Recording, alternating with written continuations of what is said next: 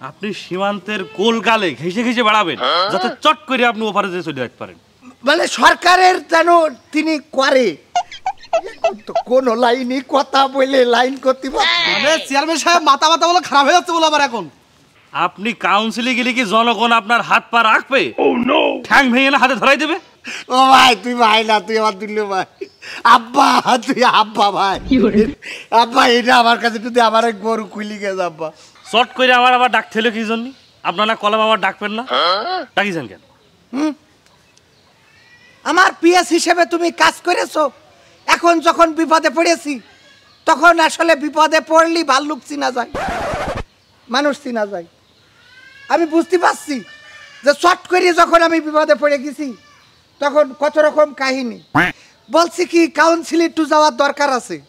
কত জনগণের কথা দিছি, সেসব জনগণের যদি কোনো কথা না রাখতে পারি তাহলে কি হবে? না তা হবে না, তা দরকার যেহেতু আছে তাহলে যাওয়ার আগে চলেন যশোর যাই।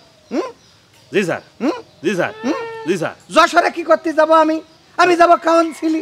আরে বাবা কথাটা বলতে দেবেন তো? বলো। জি স্যার, জি স্যার, জি স্যার। আরে বাবা কথাটা বলো। বলছি তা একটু শোনেন। আপনি এত ধৈর্য আছেন কেন?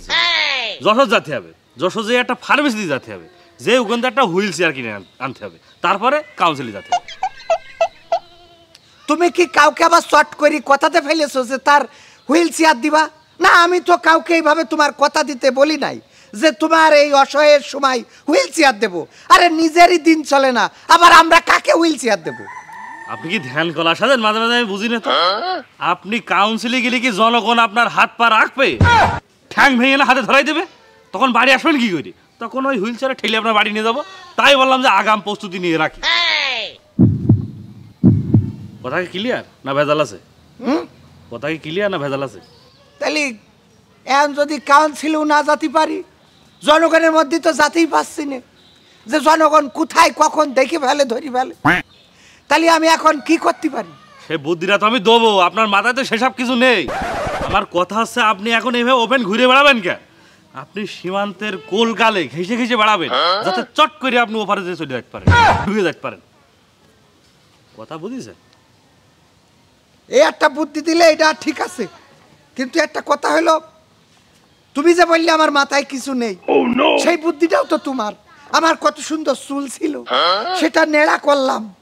হ্যাঁ, যেখানে যা আছে সব তো তেলা করে ফেলেছি, তারপরেও তো মানুষ অনেকেই চিনে ফেলাচ্ছে। আপনার কইছি না আপনি খালি নেড়ার পরে থাকবেন, আবার মাথায় চুল উঠে স্কেচ জন্য। হ্যাঁ, চুল উঠবে আবার নেড়া করবেন। আর দাড়ি, এই দাড়ি যা আছে এর থেকে হয় বড় করবেন না একদম পুরো সাইজে ফেলবেন। কোনো পালি কাজ হচ্ছে না। আমার সালমান ভাই দরবেশ, সে চাইছে ছিল, ধরা খেয়েছে।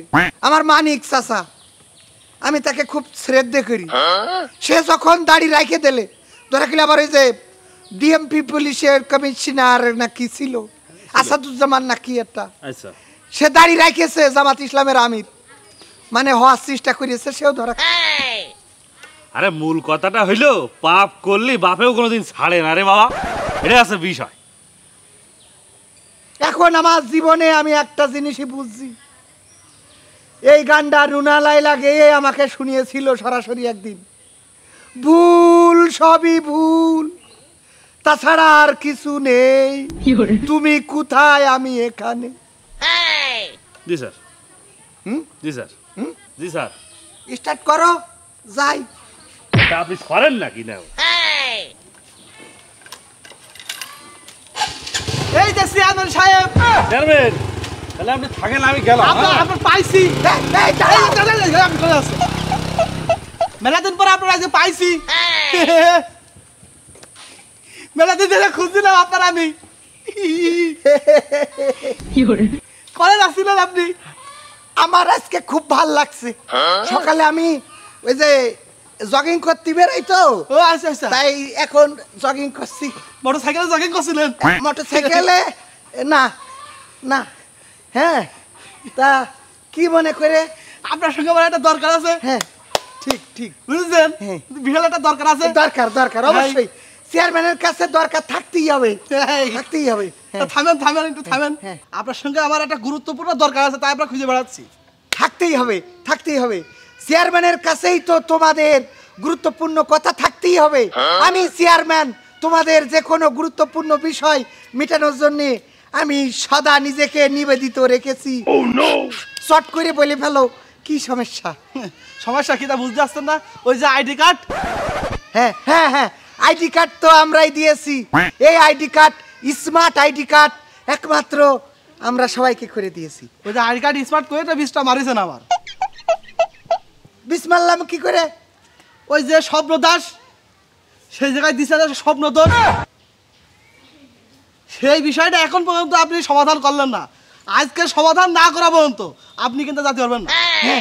হ্যাঁ, তোমার স্বপ্ন দোষ হয় এটা আমি এটা ঠিক করতে চাই, কারণ আমি শুনেছি আমাদের ওয়াহিদ হুজুর নাকি তাবিজ দেয়, দিলি স্বপ্ন দোষ ঠিক। ও এটা তো আইডি কার্ডের স্বপ্ন দোষ। আমি বলছি এটা তো আইডি কার্ডে স্বপ্ন দাস, এটা স্বপ্ন দোষ হয়ে মানে একটাই একার বেশি পড়ে গেছে। এটা তাবিজ দিয়ে হবে না। হ্যাঁ এটা দিয়ে না, এটা দিয়ে। এটা কি এটা লাঠি। ও হ্যাঁ হ্যাঁ, তাহলে এখন আমার পিএস কোথায় গেল? তা আপনি কাঁপছেন কিসের জন্য?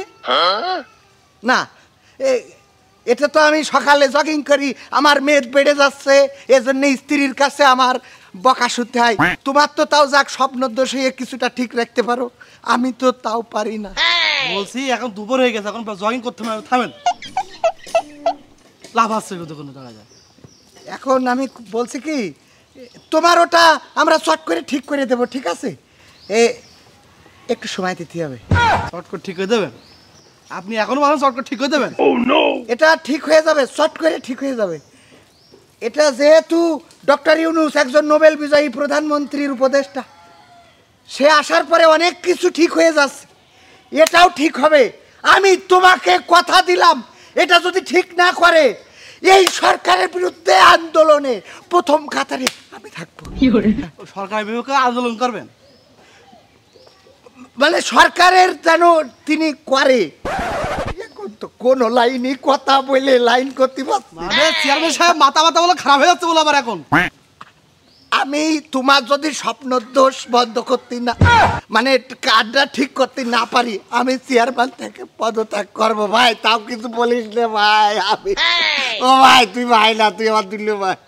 আব্বা, তুই আব্বা ভাই। আব্বা এটা আমার কাছে যদি আমার গরু কুলি গেছে আব্বা। আমি গরু খেতাবো তাই লাঠি নিয়ে যাচ্ছি। আব্বা আব্বা তুই যা আব্বা, ভাই ভাই তুই যা। খেলা হবে।